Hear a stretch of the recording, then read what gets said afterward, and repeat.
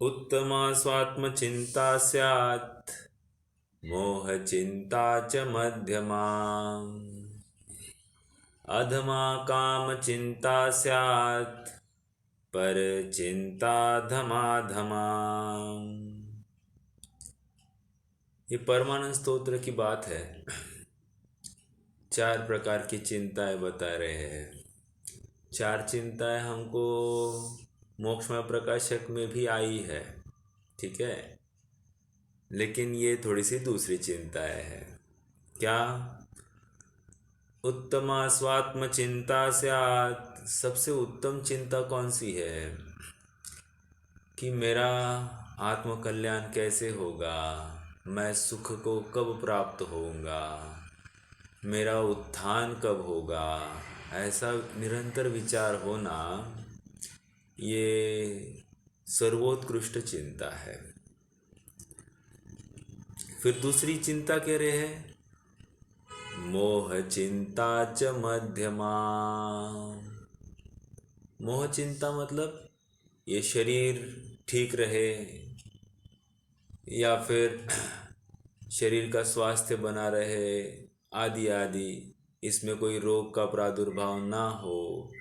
मोह चिंता च मध्यमा, या मेरे संयोग सब अनुकूल बने रहे।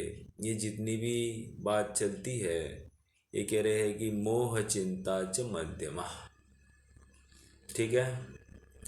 फिर आगे कह रहे हैं अधमा काम चिंता स्यात्।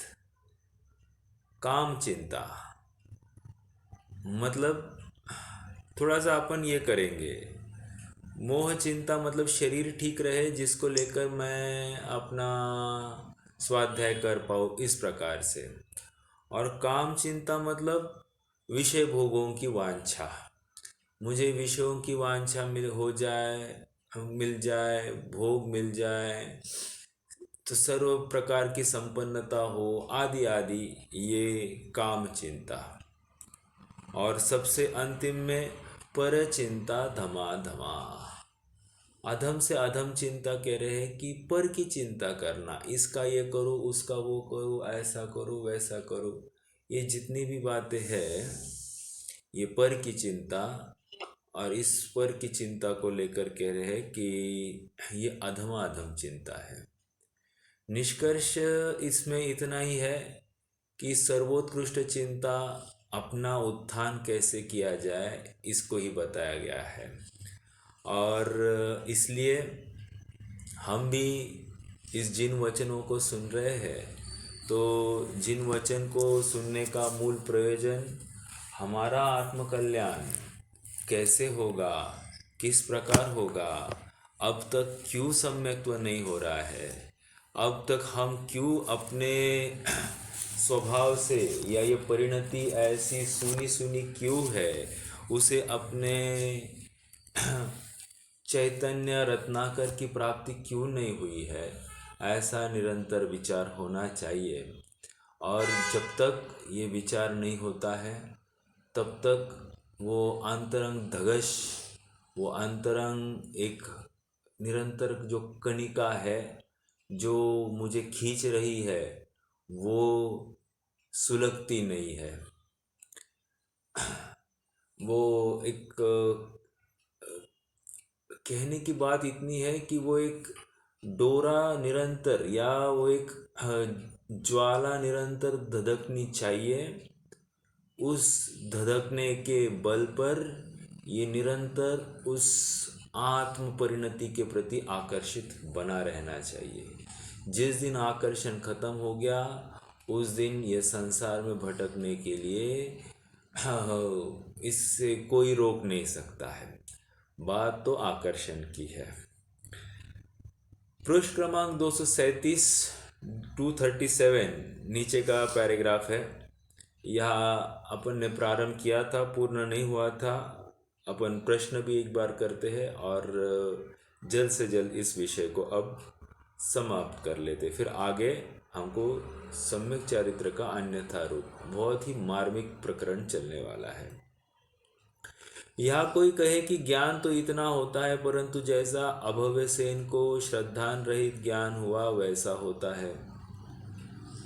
तो समाधान, वह तो पापी था जिसे हिंसादि की प्रवृत्ति का भय नहीं था, परंतु जो जीव ग्रैवेयक आदि में जाते हैं उनके ऐसा ज्ञान होता है, वह तो श्रद्धान रहित नहीं है। कह रहे छल करने वाले को का ज्ञान इतना निर्मल नहीं होता है। जो बिना छल से रहित है वही जीव नव्य ग्रैवेक तक जा सकता है। ठीक है। उसके तो ऐसा ही श्रद्धान है कि यह ग्रंथ सच्चे है, परंतु तत्व श्रद्धान सच्चा नहीं हुआ। मतलब ये जिन वचन यही यथार्थ है, इनसे ही मेरा कार्य होगा, यही मुझे सर्व प्रकार से सुखरूप है, ऐसा निर्णय हो गया। इतना होने के बावजूद भी तत्व श्रद्धा नहीं हुआ।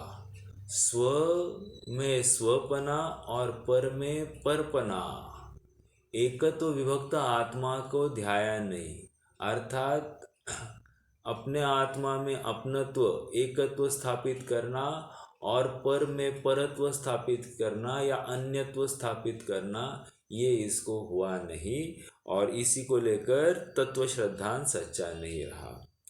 समय सार में एक ही जीव के धर्म का श्रद्धान, 11 अंग का ज्ञान और महाव्रत आदि का पालन करना लिखा है।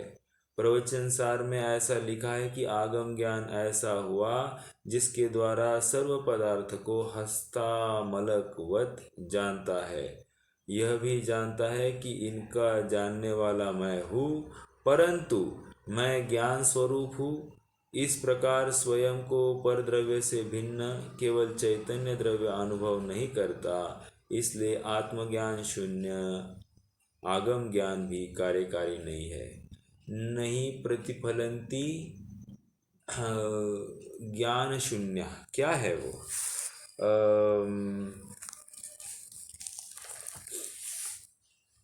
यस्मात् क्रिया प्रतिफलंती न भाव शून्य, यस्मात् क्रिया प्रतिफलंती न भाव शून्य, अर्थात भावों से शून्य कोई क्रिया हो वो सच्चा फल देने में समर्थ नहीं है।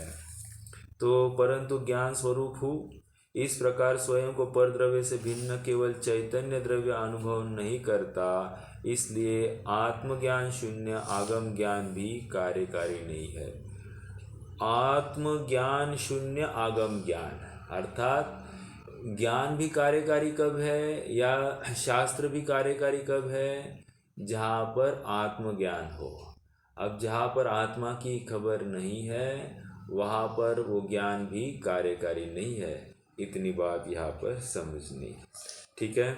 इस प्रकार यह सम्यक ज्ञान के अर्थ जैन शास्त्रों का अभ्यास करता है, तथापि इनके सम्यक ज्ञान नहीं है। मूल बात क्या आई? भौत शास्त्र पढ़ने से सम्यक ज्ञान होगा, या फिर व्याकरण न्याय काव्य को समझने से सम्यक ज्ञान होगा, या फिर मात्र पंडिताई करते बैठे तो विद्वान होगा और सम्यक ज्ञान होगा? ये बात नहीं है। कह रहे हैं कि शास्त्रों को पढ़ना तो यथार्थ रूप से पढ़ना और उसमें से वीतरागता ग्रहण करने का प्रयास करना। चरणानी योग के शास्त्रों को में से आचरण की बात तो समझता है, पुण्य आचार और पाप आचार का निर्णय करता है। इतना करने के बाद में भी एक शुद्ध उपयोग में जाने के लिए प्रेरित नहीं होता है। कर्णानी योग के शास्त्रों को भी पढ़कर ये मात्र व्यवहार के जीव को समझता है, लेकिन निश्चय परक जीव को नहीं जानता है, और इसलिए ये अपने स्वभाव को प्राप्त नहीं होता। और लास्ट में एक महत्वपूर्ण बात कही कि आत्मज्ञान इस जीव को किसके वचन सुनने से होगा?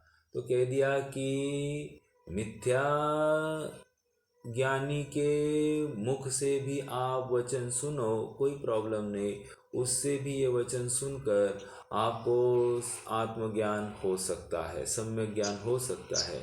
बशर्ते आपको यथार्थ भावासन हो या उसकी कही हुई बात में कोई खोट नहीं हो। ठीक है, इसलिए निष्कर्ष ये है कि किसकी बात सुनना तो सम्यक तो होगा, तो कह रहे हैं कि सम्यक ज्ञानी की ही बात से सम्यक तो होगा, बात तो पक्की, लेकिन जो उसी बात को कह रहा है उसकी मुख से भी बात सुनते हैं तो कोई विरोध नहीं है। ठीक है, चलिए, तो ये सम्यक ज्ञान। आया था मल कवत। हाँ, हस्तमलकवत, हाँ। इसका क्या अर्थ बताया? हस्तमलकवत मतलब हाथ के ऊपर मैल। एक मिनट, किधर है हस्ता, नहीं नहीं नहीं, आई एम सॉरी, हस्ता आमलवत। हाथ के ऊपर रखे हुए आंवले के समान, हस्तामलकवत। आमलक तो ये हाथ पर रखे हुए आंवले के समान जानता है। ठीक है, अर्थात क्या है, हाथ पर आत्मा को ऐसा जान रहा है जैसे हाथ पर रखे हुए आंवले के भांति। हाथ पर रखा हुआ आंवला कैसे प्रत्यक्ष दिखाई देता है, वैसे ही ये आत्मा को इतना अलग करके जानता है। ठीक है, इतनी बात यहाँ पर समझना। ये शब्द कहाँ आया है मालूम है? ये शब्द समय सार की टीकाओं में आया है कि ये मोक्ष मार्ग के प्रणेता हम खड़े हैं। तुम क्यों बार बार कहते हो कि केवली नहीं है, केवली नहीं है, केवली नहीं है? ये केवली क्या समोशरण में तुम्हें ये शब्द आया था, हस्तामलकवत आत्मा दिखाने वाले थे क्या? वे भी वही बात करने वाले थे जो हम कर रहे हैं, तो क्यों घबराता है? और करना पुरुषार्थ, आज भी हो जाएगा सम्यक तो तुम्हें, ऐसा वहाँ पर प्रेरणा दी है। ठीक है, चलिए और आगे बढ़ते हैं। सम्यक चारित्र का अन्यथा रूप, पृष्ठ क्रमांक 238 पर आ जाइए। बहुत ही रोचक प्रकरण है और यूँ कहिए कि यहाँ पर पंडित साहब ने बहुत बल लगाया है इस विषय को पुट अप करने के लिए, और अपने आप में हमको भी विशेष बल लगेगा इस विषय को समझने के लिए। क्यों, क्या है इस विषय में खासियत? तो कह रहे हैं कि यहाँ पर क्रिया, परिणाम और अभिप्राय, इन तीन बिंदुओं के ऊपर चर्चा चलेगी। मतलब क्या, एक है क्रिया, दूसरा है परिणाम और तीसरा है अभिप्राय। पंडित साहब निष्कर्ष ये देना चाहेंगे कि फल तो अभिप्राय का लगता है, समझ में आया? अर्थात बंध जो कुछ होता है, बंध या अबंध जो कुछ होता है, वो तो अपने अभिप्राय के अनुसार चलता है। क्रिया और परिणाम का ऐसा कोई विशेष कंट्रीब्यूशन नहीं है, ये बात यहाँ पर समझाने वाले हैं। ठीक है, तो प्रश्न एक खड़ा होने वाला है कि हम अपने अभिप्राय को कैसे समझें। तो पंडित साहब हमको अपना अभिप्राय को पकड़ने के लिए भी क्या करना पड़ता है, ये बात समझाएंगे। हम उनके ही माध्यम से इस प्रकरण को प्रारंभ करते हैं और समझते हैं, स्लोली एंड स्टेडीली अपन समझने की कोशिश करते हैं। 238 पेज, सम्यक चारित्र का अन्यथा रूप। बाह्य क्रिया तथा इनके सम्यक चारित्र के अर्थ कैसी प्रवृत्ति है सो कहते हैं। मतलब अब मिथ्या श्रद्धानी की बात हो गई, उसमें सात तत्व संबंधी विपरीत मान्यता कहो या देवशास्त्र गुरु संबंधी विपरीत मान्यता कहो, इसकी चर्चा हो गई। सम्यक ज्ञान संबंधी अन्यथा रूप हो गया, और अब सम्यक चारित्र का अन्यथा रूप यहाँ पर कर रहे हैं। तो इनके सम्यक चारित्र के अर्थ कैसी प्रवृत्ति होती है सो कहते हैं। अब सम्यक चारित्र का तो प्रयास चल रहा है और उसमें मिथ्यापना पाया जा रहा है। तो क्या है? तो देखिए, बाह्य क्रिया पर तो इनकी दृष्टि है। महत्वपूर्ण बात, बाह्य क्रिया पर दृष्टि है, मतलब कैसे उठना, कैसे बैठना, कैसे खाना, कैसे पीना, कैसे रखना, कैसे उठाना, कैसे चलना, ये सब बातों के ऊपर इनका विशेष विशेष ख्याल है। समझ में आया? मतलब चलेंगे तो चार हाथ जमीन देखकर जीव की भी दया बराबर करते रहेंगे, किसी जीव को मरे इसको तकलीफ ना पहुंचे इसका ख्याल रहेगा, आदि आदि, एक एक बूंद पानी की बचाने का यत्न होगा। तो बाह्य क्रिया पर इनकी दृष्टि है। ठीक है? या फिर और क्या हो सकता है? उपवास आदि कार्य में प्रवृत्ति होगी। और क्या हो सकता है? पूजन आदि क्रियाओं में प्रवृत्ति पाई जाएगी। तो बाह्य क्रिया पर इनकी दृष्टि है। समझ में आया? जितने भी षटावश्यक संबंधी क्रियाएं है, देव पूजा, गुरु उपास्ति, स्वाध्याय, संयमस्तप, दानम चेति, गृहस्थानाम षटकर्माणि दिने दिने। तो कह रहे दान आदि की क्रियाओं में ये बराबर संलग्न है। ठीक है? या फिर षटकाय जीवों की रक्षा कैसे की जाए, इसमें बराबर संलग्न है। तो बाह्य क्रिया पर तो इसकी दृष्टि है एक। और परिणाम सुधरने बिगाड़ने का विचार नहीं है। कह रही ये क्रिया तो हो रही है, लेकिन परिणाम सुधरने बिगड़ने का विचार नहीं है। अब कोई कहेगा, अरे साहब क्रिया तो सुधरी है तो अपने आप परिणाम भी सुधरे होंगे ना। नहीं कह रहे ना, ऐसा ज़रूरी नहीं है। यूजुअली ये अपेक्षा है, कार्यों में विशेषता या चरणानुयोग संबंधी प्रवृत्ति के साथ साथ अपने परिणामों की विशुद्धि भी एक्सपेक्टेड है। लेकिन यहाँ पर पंडित साहब जिस मिथ्या दृष्टि को खड़ा कर रहे हैं, वो कह रहे क्रिया तो करता है लेकिन मरे मन से कर रहा है। जैसे उपवास कर रहा है और विषय कषाय में प्रवृत्ति है, उपवास कर रहा है और आरंभ में प्रवृत्ति है। तो कह रहे हैं कि ये इसके परिणाम सुधरने बिगड़ने का विचार नहीं है। समझ में आया? या फिर दान दे दिया और अचानक अगले समय में इसके परिणाम बिगड़ गए। बोलता अरे इतना क्यों करवाया, थोड़ा कम करता, खाली फुकट, या अगली बार। तो ये सब बातें इसको क्या हो लग रहा है कि अरे देना था, लेकिन क्या है इस बार थोड़ा देना था, अगली बार देना था, अब अगली बार फिर से देना पड़ेगा, अरे थोड़े से गलती हो गई। तो ये क्या हो गया? परिणाम सुधरने बिगड़ने का विचार नहीं है। समझ में आया?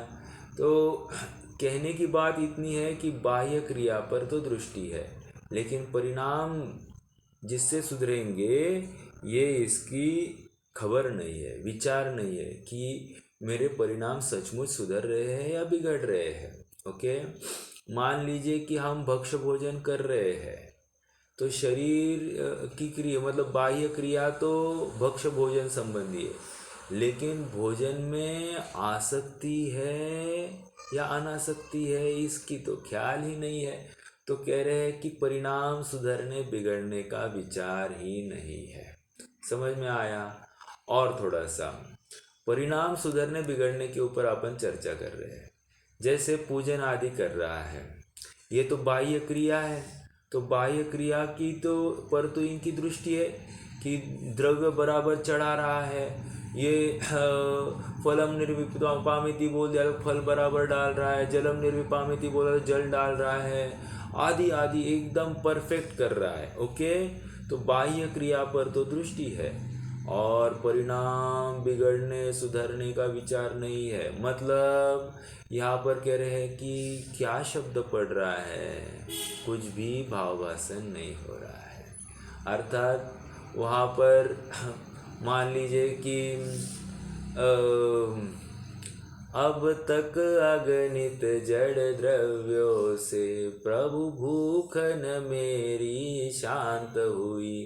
तृष्णा की खाई खूब भरी, पर रिक्त रही वह रिक्त रही। वाह वाह वाह वाह, उसको धुन तो बहुत अच्छी लगी, लेकिन उसके पीछे इसको सचमुच ऐसा भाव आया ही नहीं कि मुझे खाने का भाव क्यों हो रहा है, या काम वासना संबंधी इसको ऐसा परिणाम हुआ ही नहीं कि भैया मुझे ऐसा क्यों होता है कि ये इंद्रिय के भोग अच्छे लग रहे हैं और उसको त्यागने आ गया हूँ और मैं तुम्हें लौटाने आ गया हूँ, इतनी जोश में बोलता है भगवान को।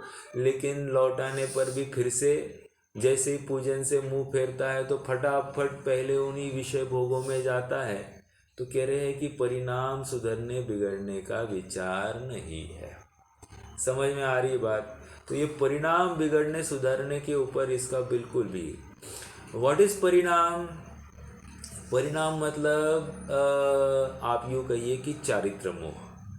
चारित्र मोह यानी जितने जो कोई कषाय है या नो कषाय है, इन सब को यहाँ पर परिणाम में ले लेना। हस्य रति अरति शोक भय जुगुप्सा पुरुष वेद स्त्री वेद नपुंसक वेद।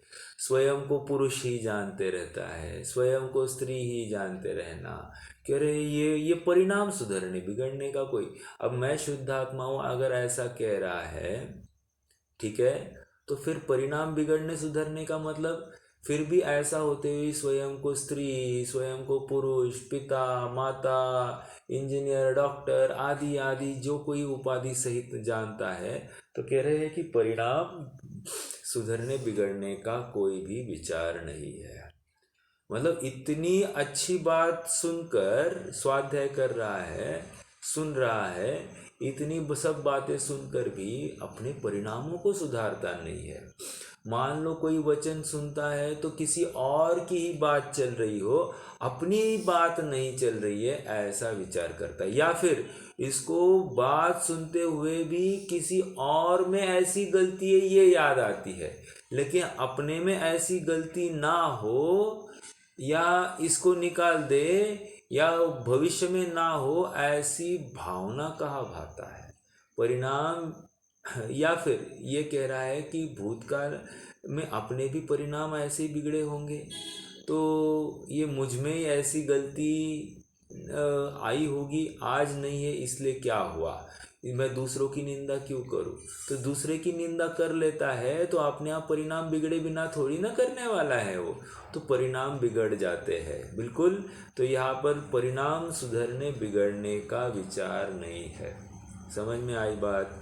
तो ये जितना चाहे उतना लगा लेना। क्रोध मान माया लोभ सबके ऊपर अपन लगा सकते हैं कि मान लीजिए धनार्जन कर रहा है, धनार्जन कर रहा है तो वहाँ पर ठीक है कि न्यायपूर्वक ही व्यापार कर रहा है, बिल्कुल भी किसी को फंसाता नहीं है, लेकिन और धन आए और धन आए ऐसा निरंतर बादशाह। तो ये क्या है? परिणाम सुधरना बिगड़ने का विचार नहीं है। समझ में आ रही है बात? तो ऐसा हर जगह पर लगाइए, आप जितना लगा सकते वैसे लगा सकते। ओके। और यदि अब आगे सेकंड लाइन, पहली लाइन फिर से पढ़ते। बाह्य क्रिया पर तो इनकी दृष्टि है और परिणाम सुधरने बिगड़ने का विचार नहीं है, और यदि परिणामों का भी विचार हो तो जैसे अपने परिणाम होते दिखाई दे उन्हीं पर दृष्टि रहती है। मतलब क्या? अब मान लीजिए इतने अपन ने लगाए ना, जैसे पूजन कर रहा था, तो पूजन कर रहा था और क्या विचार करता है कि जो कोई उस वो पद्य है या गद्य है जो कुछ स्वाध्याय कर रहा होगा, तो कह रहे कि उसमें से जो कोई भाव है उस भाव को भाषित करने का प्रयास करता है। जैसे मैं कौन हूँ आया कहाँ से और मेरा रूप क्या।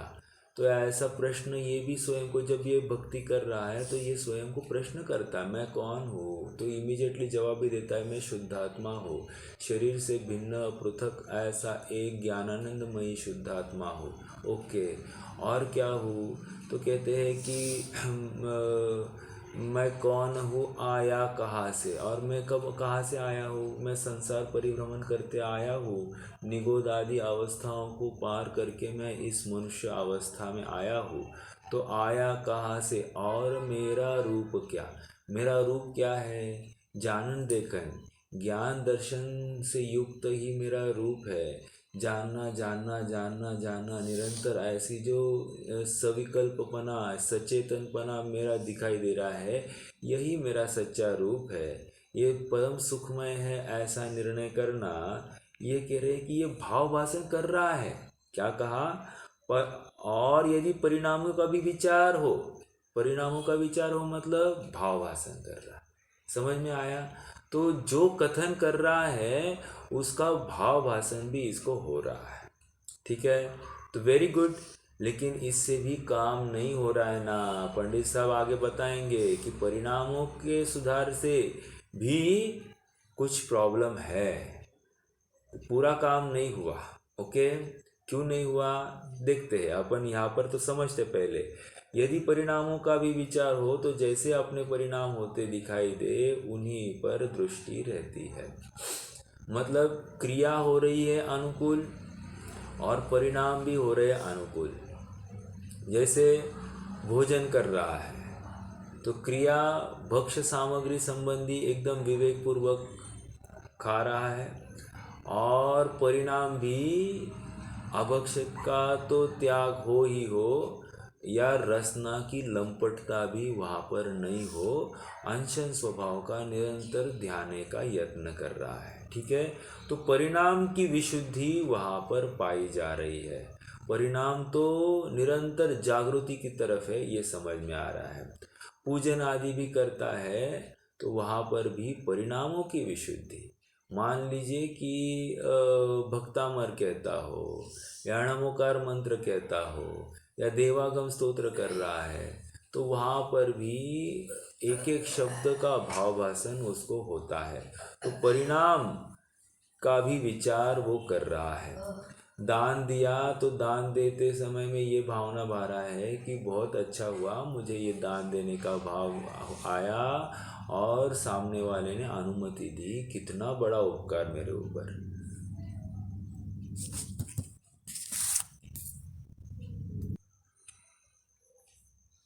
हाँ, तो परिणामों का भी विचार, जैसे अपने परिणाम होते दिखाई दे उन्हीं पर दृष्टि रहती है। तो निरंतर भाव जिस परिणाम से सुधरते हैं ऐसे ही परिणाम करना चाहता है, तो ये अच्छी बात। तो क्रिया सुधरी, परिणाम सुधरा। अब आगे, परंतु उन परिणामों की परंपरा का विचार करने पर अभिप्राय में जो वासना है उसका विचार नहीं करते। अब बात यहाँ पर आ गई, थोड़ी सी इम्पोर्टेंट बात आ गई। अब क्या कह रहे हैं? परंतु परिणामों की परंपरा का विचार करने पर अभिप्राय में जो वासना है उसका विचार नहीं है। अब यहाँ पर कह रहे हैं परिणाम भी अनुकूल है, खान पान संबंधी, देव दर्शन संबंधी, स्वाध्याय संबंधी। जब स्वाध्याय कर रहा तो पूरा उपयोग स्वाध्याय में चल रहा है इसका। ठीक है, पूरा उस शब्द का अर्थ क्या भाव है सब समझने का यत्न कर रहा है, या फिर आचार्य का क्या मंतव्य है, इस गाथा में ये बात कही, इस गाथा में ये बात कही, पूरा उपयोग लगा है। तो परिणाम में एकदम समीचीनता दिखाई दे रही है। ऐसा होते हुए भी परंतु उन परिणामों की परंपरा का विचार करने पर अभिप्राय में जो वासना है उसका विचार नहीं करते। दो शब्द है, परंपरा विचार करने पर, परिणामों की परंपरा का विचार करना। परिणामों की परंपरा का विचार करना मतलब देखो, थोड़ा सा मैं बताता हूँ। हमने अपने उपयोग को खींचकर सामायिक में बैठे हैं, ओके, सामायिक में बैठे अपने उपयोग को हमने खींचकर लेके आए, ओके। मैं शुद्ध हूँ, मैं बुद्ध हूँ, अनादि निधन एक परम सुखमय, ऐसा चिंतन कर रहा है। नित्य, कभी नाश नहीं होता है, परम परम शांति में, ऐसा मेरा चैतन्य स्वरूप है।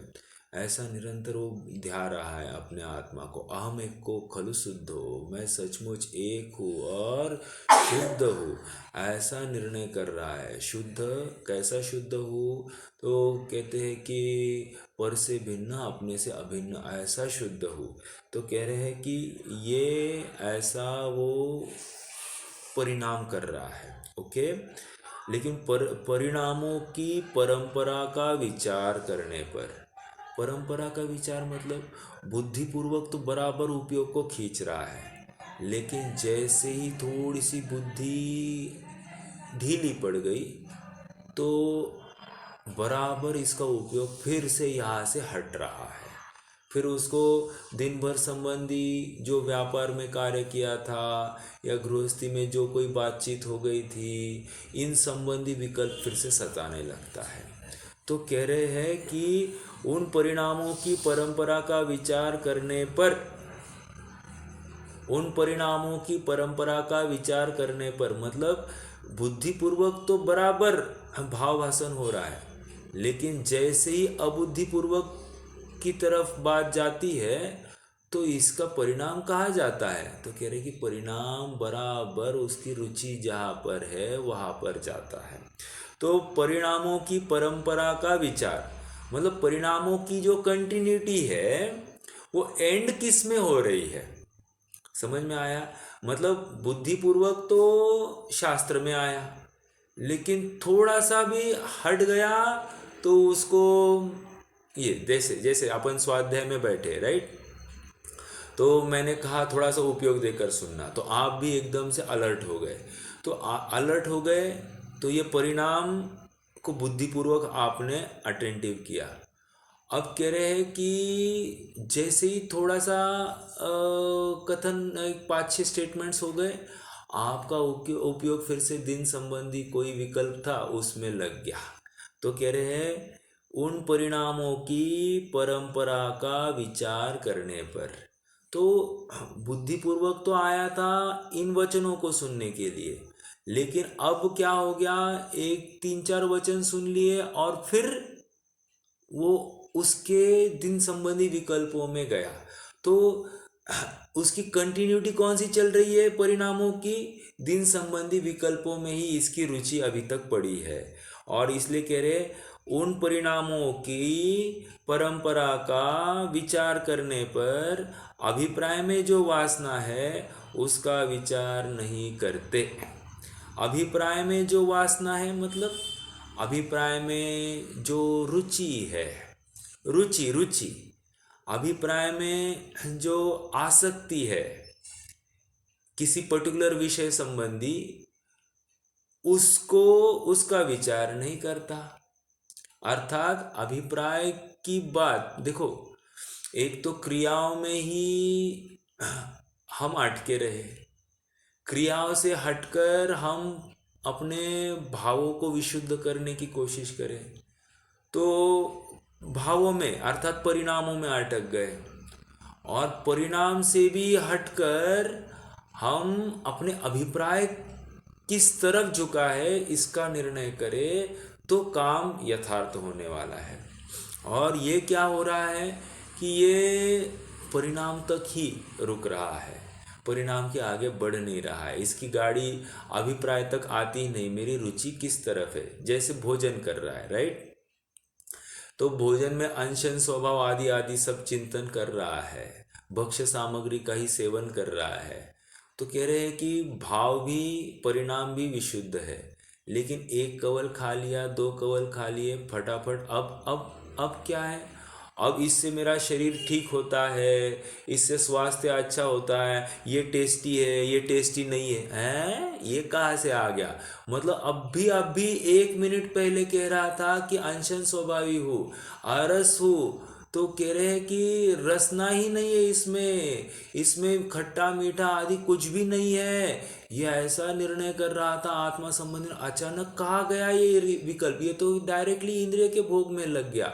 तो कह रहे हैं कि परिणामों की परंपरा का विचार, उससे क्या हुआ, अभिप्राय में जो वासना है, अभिप्राय में जो रुचि है, उसका विचार नहीं करता। ये समझ में आया क्या?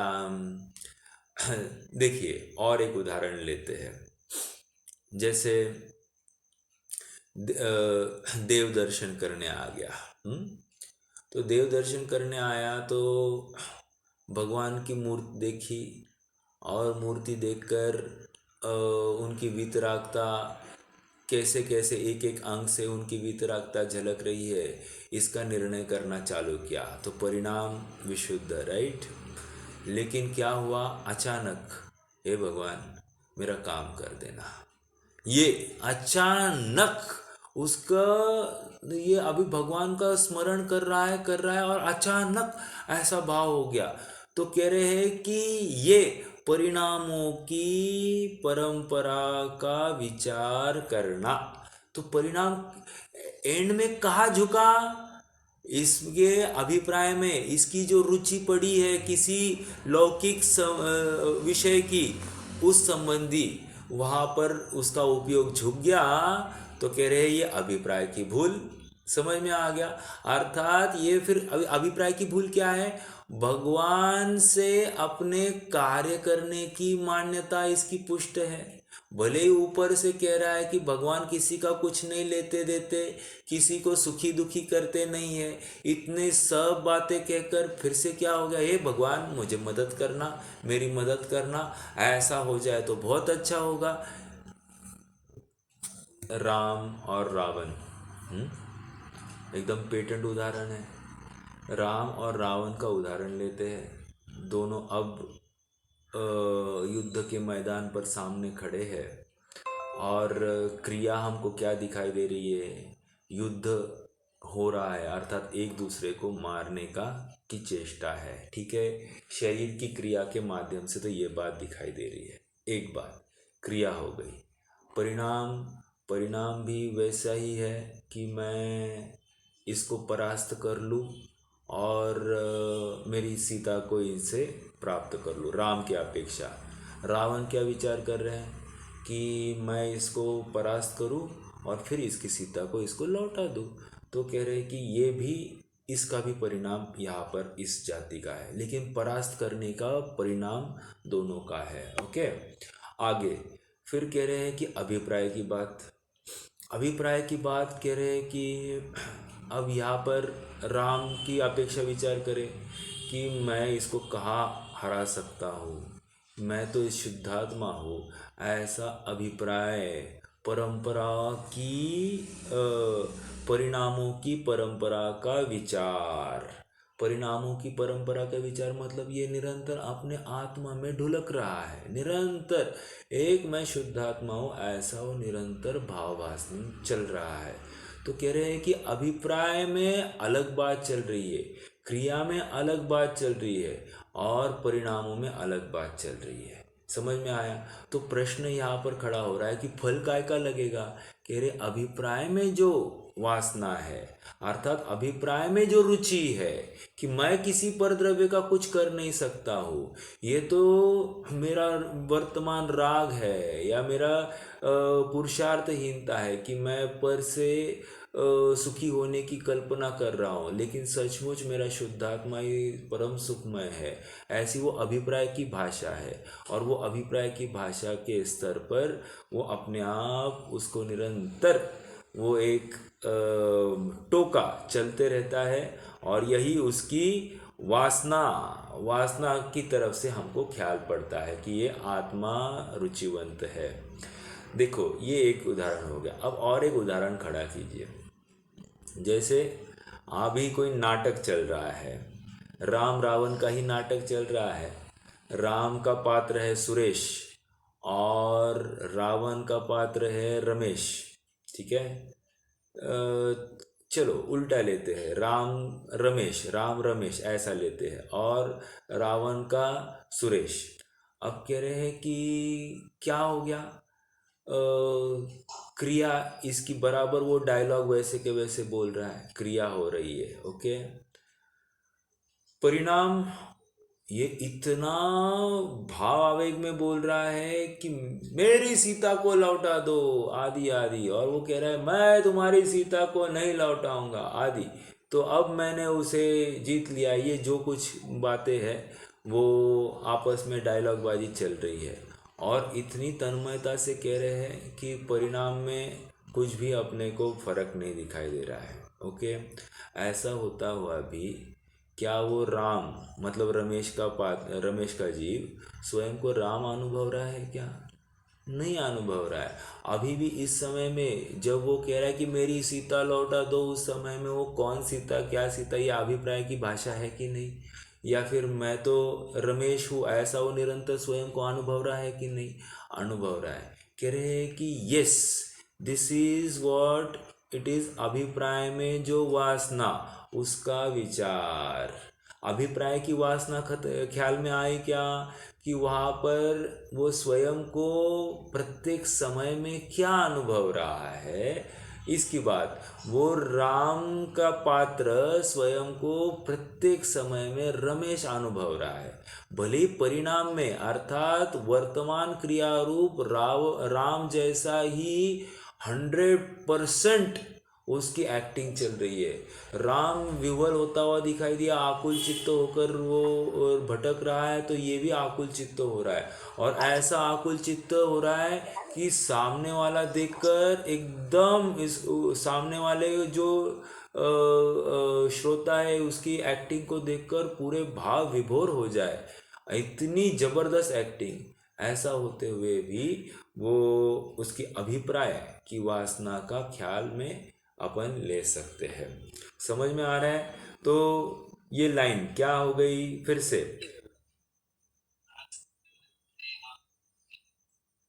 किसी का माइक चालू है, जरा प्लीज देख लीजिए। वही एक पूछना था मुझे। हाँ हाँ, बोलिए। वह जी अभिप्राय का हम जो बोलते हैं, तो अभिप्राय ने मान्यता यानी वो दर्शन मोहनीय बोले जाएगा क्या? करेक्ट और करेक्ट जो करेक्ट। परिणाम होते हैं वो मोहराग द्वेष जनित यानी वो चारित्र मोहनीय। हाँ, राइट, यस। तो फिर मतलब ये जो परिणाम है ये अभिप्राय पे डिपेंड है क्या ऐसा? क्योंकि हाँ। हम जो अभी बोल रहे हैं कि क्रिया अलग होती है, परिणाम अलग होते हैं और अभिप्राय में अलग चलता है, तो ये तीनों अलग अलग है, ऐसा कैसे क्या? ये तीन धाराएं अलग अलग हो सकती है, होनी चाहिए, ये बात नहीं कर रहे हैं। हाँ देखिए, अभिप्राय, पंडित साहब यहाँ पर ये कहना चाह रहे हैं कि हमको क्या दिखाई देता है। सी, ये पूरा प्रकरण कथन करने का प्रयोजन क्या है मैं बताता हूँ आपको। हम और आपको बाहर से क्रिया दिखाई दे रही है। ओके, जैसे मैं अभी देवदर्शन के लिए गया, तो देवदर्शन के लिए गया तो आजू बाजू में कोई नहीं है, तो मैं एकदम नॉर्मल झुक रहा हूँ, और बस और दो चार जन वहाँ पर खड़े हैं, तो पूरा भक्तिपूर्वक जोरदार भगवान के सामने झुकाव करता हूँ। तो ये क्या हो गया कि परिणाम क्रिया एक हो रही है और परिणाम अलग जाति का है, अर्थात परिणाम सुधरने बिगड़ने का विचार नहीं है। समझ में आया? वो तो दूसरे सापेक्ष मेरा ये चल रहा है ना परिणाम। तो कह रहे हैं कि एक पहली बात मतलब मात्र क्रिया के ऊपर ध्यान है, परिणाम के ऊपर ध्यान नहीं है। तो परिणाम देखो, क्रिया ये शरीर की है। ओके, दूसरी, उस शरीर की क्रिया, कोरी क्रिया को लेकर कुछ भी उपलब्धि नहीं है, ये भी वहाँ पर समझाना चाह रहे हैं। दूसरा, हाँ, थोड़ा बहुत परिणाम की बात है कि परिणाम थोड़े विशुद्ध हुए तो कहीं ना कहीं थोड़ा सा काम अच्छा बनता है, अर्थात विशेष फल भी मिलता है। तो कह रहे हैं कि परिणाम सुधरे है, तो उसको लेकर तुम्हें मंद कषाय को लेकर तुम्हें बंध भी अच्छी प्रकार का, मतलब पुण्य प्रकृतियों का हो सकता है। दो बातें। लेकिन कह रहे इतना परिणाम आपने विशुद्ध है, ऐसा होते हुए भी अभिप्राय में क्या चल रहा है वो देखो ना, क्योंकि अभिप्राय के की बात को लेकर विशेष बंध होता है, क्योंकि मिथ्या, अविरति, प्रमाद, कषाय और योग 99,999, तो 99,000 में से जो 90,000 वाला है 9, उसकी तो विशेषता है और वो मिथ्यात्व है कह रहे हैं। तो ये तीनों धाराएं अलग अलग है, तीनों धाराएं अलग अलग है। क्रिया शरीर की है, परिणाम चारित्र मोहजनित है और अभिप्राय ये दर्शन मोहजनित है। तो ये तीनों का कार्य स्वतंत्र, मतलब इसमें दो गुण है, एक चारित्र मोह और एक दर्शन मोह, तो दोनों का अपना अपना कार्य स्वतंत्र हो रहा है, ये भी बता रहे। और शरीर की क्रिया तो अपनी अपनी हो रही है। अब यहाँ पर कह रहे शरीर की क्रिया उल्टी और परिणाम भी कदाचित अनुकूल नहीं है, लेकिन अभिप्राय यथार्थ हो सकता है क्या? हो सकता है। तो कह रहे इसको लेकर विशेष बंध नहीं। देखो जैसे न्याय व्यवस्था है, न्याय व्यवस्था, न्यायालय में मान लीजिए किसी ने खून के प्रसंग में किसी को पकड़ा गया है, तो न्यायाधीश जो है वो क्या करेंगे, वो देखेंगे कि इसने किस सरकमस्टेंसेस में खून हुआ है, ये क्रिया, ओके। परिणाम में क्या था कि मारने का ही वहाँ पर परिणाम भी था, दो, तो परिणाम भी मारने के थे दो, लेकिन उसके पीछे इंटेंशन क्या है? इंटेंशन मतलब अभिप्राय। अभिप्राय क्या था कि किस सरकमस्टेंसेस में इसने सामने वाले को मारा, तो कह रहे हैं कि वो सरकमस्टेंसेस का भी विचार करेंगे तो वो अभिप्राय। और यदि उनको अभिप्राय में इतनी इंटेंसिटी नहीं दिखी, स्व संरक्षण था या किसी का अच्छा करने का भाव था, तो ये मारने के परिणाम को होते हुए ही, या वो क्रिया भी हो गई है मारने की, ऐसा होते हुए भी उनको सजा वो कम भी दे सकते, नहीं भी दे सकते, कुछ भी हो सकता है।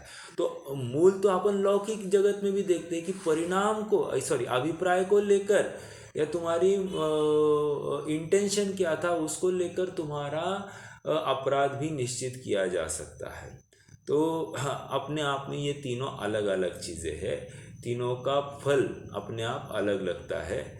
शरीर की क्रिया का तो वैसे कुछ फल नहीं है, बट वो परिचायक है लौकिक जगत को, कि लोग क्या क्या समझेंगे, तो शरीर की क्रिया देखकर समझेंगे, और फिर उसके आगे शरीर की क्रिया देखकर आगे बढ़े, कदाचित कोई परिणामों को भी स्वयं अपने परिणामों को पकड़े या कोई दूसरा भी इसके भीगे परिणाम का अनुमान लगाए, दो। और अभिप्राय तो शायद दूसरा भी नहीं आंक सकता, उसको तो विशेष उसका अभ्यास करना पड़ेगा। हमको ही अपने अभिप्राय को पकड़ने के लिए विशेष अपनी विचारधारा को टटोलना पड़ता है, तब जाकर अपने अभिप्राय को पकड़ सकते हैं। और अभिप्राय इज़ नथिंग बट अपनी रुचि, अपना झुकाव। जैसे जहाँ झुकाव हो गया, समझना अपने अभिप्राय में ये बात चल रही है। मैंने उदाहरण दिए थे, भोजन संबंधी दिया या पूजन संबंधी दिया, देव दर्शन संबंधी दिया, तो ये सब हमको समझना चाहिए। ठीक है, ठीक है। ओके। हाँ, और फल लगता है, आइए अभी लास्ट वो बोल्ड लाइन, और फल लगता है सो अभिप्राय में जो वासना है उसका लगता है। इसका विशेष व्याख्यान आगे करेंगे, वह स्वरूप भली भांति भाषित होगा। पंडित साहब अभिक्रिया, परिणाम और अभिप्राय भी लिखना चाहते थे, लेकिन कार्य तो अधूरा हुआ एक बात। बट जितना भी लिखा उन्होंने हमको एक गाइडलाइन तो दे दी है कि क्रिया को देखना ज़रूरी नहीं, परिणाम को भी देखना ज़रूरी नहीं, लेकिन अभिप्राय को देखना महत ज़रूरी है। ठीक है, यदि अभिप्राय यथार्थ है तो क्रिया थोड़ी सी अलग भी हो, परिणाम भी अलग जाति के हो, तो भी ज़्यादा पाबंद नहीं होता है, ये पंडित साहब कहना चाहते हैं। समझ में आया? तो फल तो अपने अभिप्राय का लगता है, अपने इंटेंशंस वहाँ पर अभिप्राय के माध्यम से फलित होते हैं, तो अभिप्राय को ही विशेष ख्याल में लेने योग्य बात है। महत्वपूर्ण बात इतनी है कि अभिप्राय को कैसे टटोले। तो अभिप्राय को कैसे टटोलना है, तो कह रहे हैं कि यहाँ पर जो परंपरा, परिणामों की परंपरा एक, और दूसरी बात वासना, वासना के माध्यम से वो ख्याल में आती। वासना मतलब रुचि, ठीक है? जो रुचि पड़ी है उसके माध्यम से हम निर्णय कर सकते हैं कि अपने अभिप्राय किस जाति का है। समझ में आया?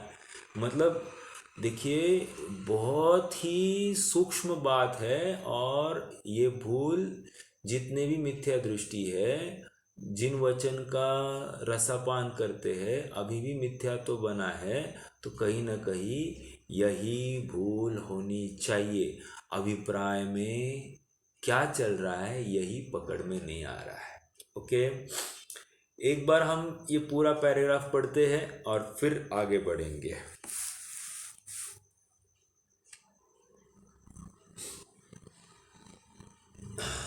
देखो, बाह्य क्रिया पर तो इनकी दृष्टि है, और परिणाम सुधरने बिगड़ने का विचार नहीं है। किसी को धक्का लग गया, तो धक्का लग गया, ये क्रिया तो हो गई है। परिणाम वहाँ पर किसी को बुरा हो जाए ऐसी बात नहीं है, तो कह रहे परिणाम भी इस जाति का है। और अभिप्राय भी कदाचित, इसमें अब टटोलने पड़ेंगे कि धक्का दिया एक बात, परिणाम हाँ इसको धक्का दो, और अभिप्राय में धक्का देकर सुख की कल्पना करना, ये अभिप्राय में बड़ी बात है। तो पर से सुखी होने की बात आ गई, वो अभिप्राय तुम्हारा गलत है। समझ में आया? देखो, परिणाम धक्का देने का हो सकता है, लेकिन अभिप्राय में सुख बुद्धि नहीं होगी, ऐसा हो सकता है, ये यहाँ पर समझा रहे। मतलब क्रिया, परिणाम और अभिप्राय अपने आप में अलग अलग भी हो सकते हैं, और फल तो अपने अभिप्राय का लगता है, ये यहाँ पर समझना है। ठीक है? और यदि परिणामों का भी विचार हो, तो जैसे अपने परिणाम होते दिखाई दे उन्हीं पर दृष्टि रहती है, परंतु उन परिणामों की परंपरा का विचार करने पर अभिप्राय में जो वासना है उसका विचार नहीं करते, और फल लगता है सो अभिप्राय में जो वासना है उसका लगता है। ठीक है?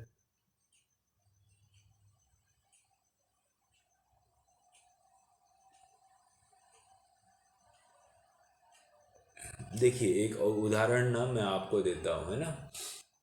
मान लीजिए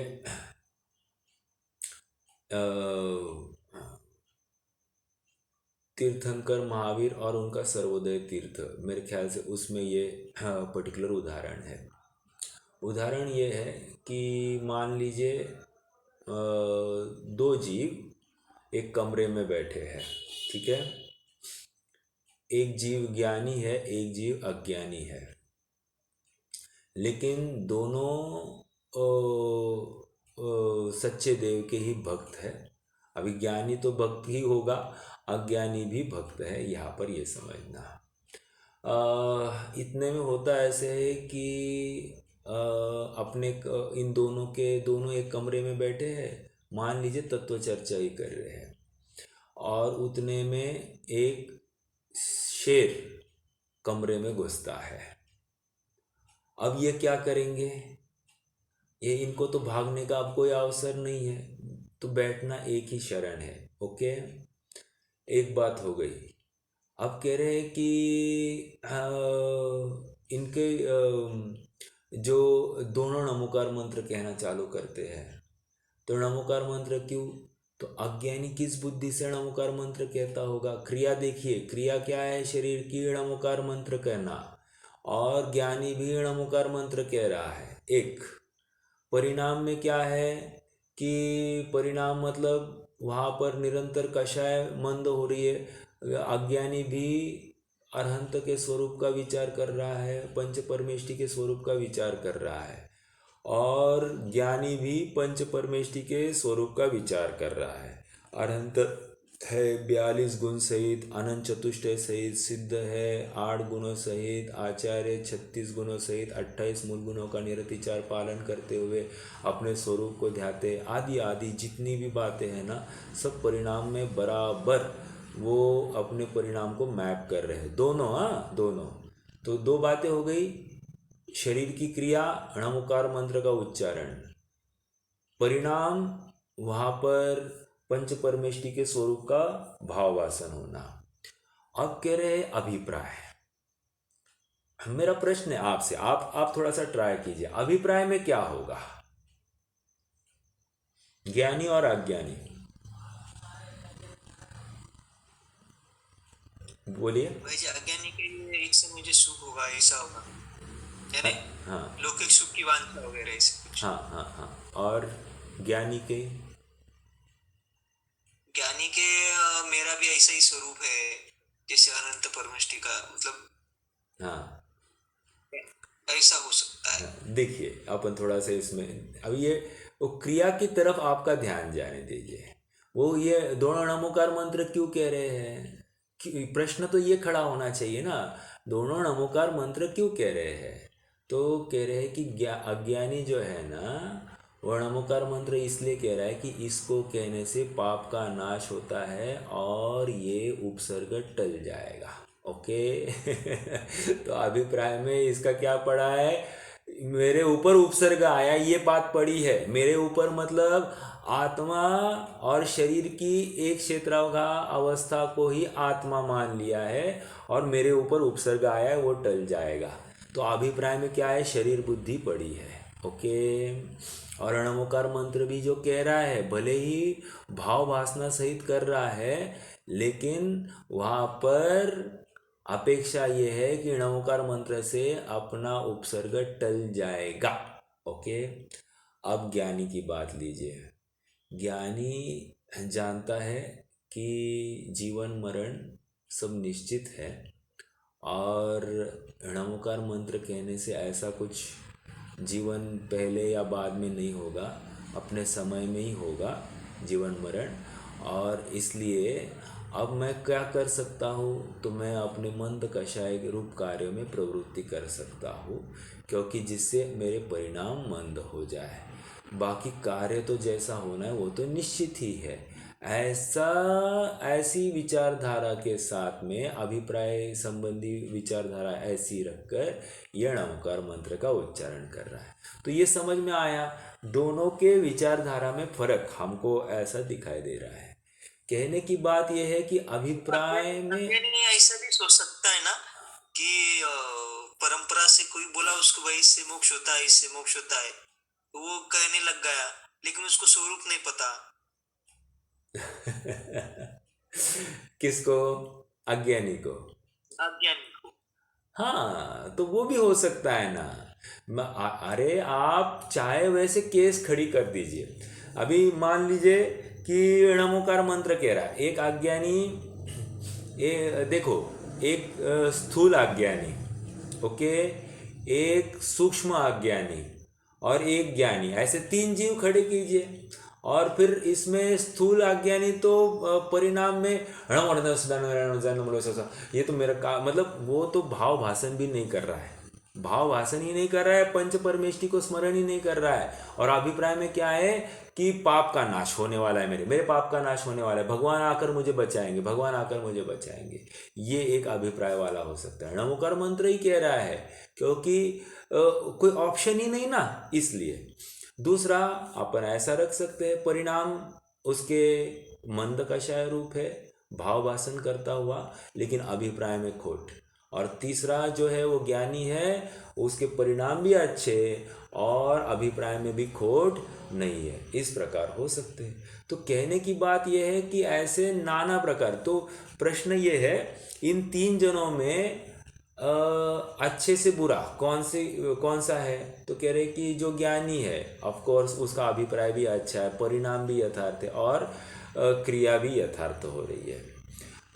दूसरा जो अज्ञानी है, जो भाव भाषण कर रहा है, परिणामों की विशुद्धता है, तो उसके भी मंद बंद होगा, लेकिन मंद बंद होगा। तो ये उस पर्टिकुलर अज्ञानी की बात। और तीसरा नमोकार मंत्र कह रहा है, लेकिन परिणाम में भी ऐसा कोई भाव भासना नहीं है, तो उसको तो विशेष बंद होगा। हालांकि वहाँ पर वो भी नमोकार मंत्र कह रहा है, बट उसके कहने में कोई वैल्यू नहीं है, लेकिन पाप बंद विशेष ही होगा। ठीक है, तो ऐसा हमको समझ। जी यहाँ पे सिर्फ एक क्वेश्चन आ रहा था कि ज्ञानी के परिणाम और अज्ञानी के परिणामों में भी बहुत डिफरेंस होगा ना। जैसे वो मंद दोनों को बोल रहे हैं हम, लेकिन ज्ञानी के अलग ये होगा, जैसे पुण्यबंध जैसा हम बोले। अब थोड़ा सा अपन और लेते हैं। देखो ये बहुत बड़ा पेटा है इसका, आप जितना फैल सकते हैं ना फैल सकते हैं इसमें। देखो जैसे और एक उदाहरण लेते हैं। दो मुनिराज है, ठीक है, दोनों ज्ञानी है, ठीक है, और एक को मतलब एक को अपन द्रव्यलिंगी संत कहे और एक भावलिंगी कहे, ठीक है। एक आत्मानुभवी है और एक मात्र बहिर्क्रियाओं को ही अवलंबन कर रहे हैं। अब एक जो भावलिंगी है, मान लीजिए वे आचार्य है ना, और वे संघ संचालन कर रहे हैं, वे किसी को दंड भी देते हैं, प्रायश्चित भी कराते हैं। कोई मुनिराज संघस्थ थोड़े से शिथिलता लिए हो तो उनको संघ से बाहर निकालते और कठोर वचन भी बोलते होंगे, ठीक है। और कोई दूसरे द्रव्यलिंगी साधु है, वो तो बिल्कुल मंद कषाय और कुछ भी बोलते नहीं है। समझ में आया? तो अब यहाँ पर क्रिया अलग दिखाई दे रही है, ठीक है। एक की क्रिया कषाय वाली दिखाई दे रही है, दूसरे की क्रिया मंद कषाय वाली दिखाई दे रही है। परिणाम एक के विशुद्ध है, एक के अभी थोड़े संक्लेश वाले दिखाई दे रहे हैं। और अभिप्राय एक का इसका अच्छा करना है और एक का अभिप्राय थोड़ा सा अलग है, क्योंकि मैं शरीर की क्रिया करता हूँ, इससे मेरा मोक्ष होगा, ऐसी मान्यता वाला है। तो अभिप्राय में फर्क है। कहने की बात यह है कि परिणाम में भी अंतर दिखाई दे सकता है, अभिप्राय में भी अंतर दिखाई दे सकता है। हम लगाए वैसे हो सकता है, ठीक है। नहीं, पर्टिकुलर उस समय वो दोनों के परिणाम, दोनों के मंद जैसे बोलते हैं, तो बंद या पुण्य बंद भी वो ज्ञानी के ज्यादा ही होगा ना, ऐसा भले ही वो। हाँ, बिल्कुल। ज्ञानी की निर्जरा भी एक होगी। पॉइंट नंबर 1, निर्जरा। अभिप्राय यथार्थ है इसलिए निर्जरा हो रही है, एक बात, ओके। और दूसरा, पाप बंद तो नहीं होगा, पुण्य बंद ही विशेष होगा, ये इतना लगाना पड़ेगा। और अज्ञानी का पाप बंध नहीं होगा, ये बात तो अज्ञानी का भी होगा, और पुण्य बंध विशेष होगा, दो। लेकिन उसको अभी मिथ्यात्व को लेकर पाप बंध चलेगा, अर्थात घाती प्रकृतियों का बंध होगा ही होगा। समझ में आ गया? तो इतनी बात तो होगी उसकी। समझ में आई बात?